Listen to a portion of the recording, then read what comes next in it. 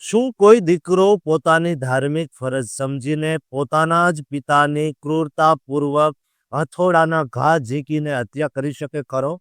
અમેરિકાના ઇલિનોઇસ રાજ્યના શામબર્ગ શહેરમાં એક એવી હૃદયદ્રાવક ઘટના બની છે, જેમાં 28 વર્ષના યુવાને ઊંઘતા પિતા પર જ હથોડાથી હુમલો કરીને તેમને મોતના ઘાટ ઉતારી દીધા. અને જ્યારે પોલીસ આવી ત્યારે તેણે જે કારણ આપ્યું તે સાંભળીને આખું અમેરિકા અને ગુજરાતનું વડોદરાનું પરિવાર સ્તબ્ધ થઈ ગયું છે.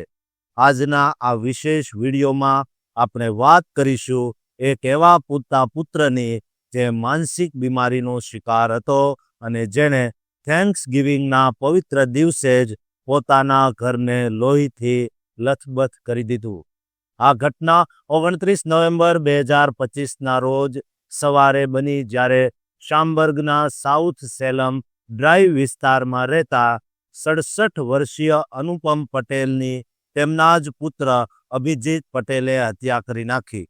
મૂળ વડોદરાના આ પરિવારમાં અનુપમભાઈ ડાયાબિટીસથી પીડાતા હતા અને કામ કરી શકતા નહોતા, જ્યારે તેમના પત્ની ઘરના એકમાત્ર કમાનાર સભ્ય હતા.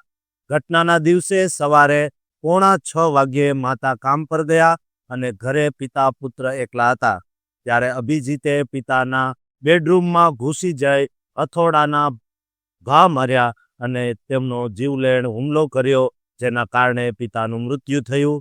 માતાને સવારે 8 વાગ્યે નિયમિત ફોન ન મળ્યો એટલે પિતાનું ગ્લુકોઝ લેવલ ઘટતું દેખાયું, ત્યારે તેમને ચિંતા થઈ અને 10:30 વાગ્યે ઘરે પહોંચતા જ પુત્રએ ઠંડા કલેજે કહ્યું, મેં પિતાની કાળજી લઈ લીધી છે, તમે અંદર જઈને તપાસો.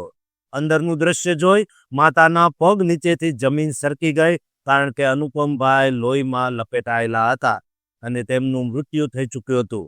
તપાસમાં જાણવા મળ્યું કે અભિજીતને સ્કિઝોફ્રેનિયા નામની ગંભીર માનસિક બીમારી હતી અને તેણે પોલીસને જણાવ્યું કે પિતાની હત્યા કરવી એ તેની ધાર્મિક ફરજ હતી, કારણ કે પિતાએ બાળપણમાં તેની સાથે અનાચાર કર્યો હતો.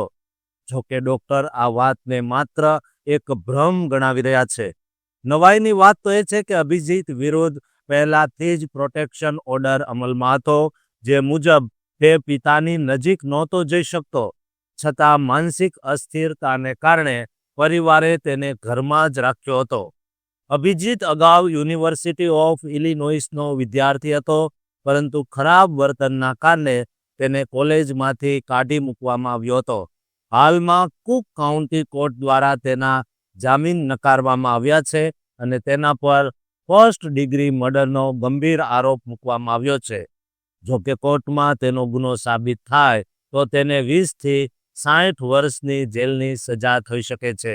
જોકે બચાવ પક્ષની તેની માનસિક સ્થિતિને આધારે કેસ લડવાની તૈયારી કરી રહ્યો છે અને કોર્ટમાં પણ એ જ વાત સાબિત કરવા માટે મથી રહ્યો છે. આ સમગ્ર કેસમાં સુનાવણી દરમિયાન વકીલે કહ્યું કે મારો અસીલ અભિજીત માનસિક બીમાર છે અને તેણે તેના પિતાની હત્યા કરી નથી. પિતાએ પુત્રની હત્યા કરી છે જગજાહેર છે, છતાં પણ કોર્ટમાં આ રીતનું જૂઠાણું ચલાવવામાં આવ્યું ત્યારે પોલીસ પણ ચોંકી ગઈ હતી.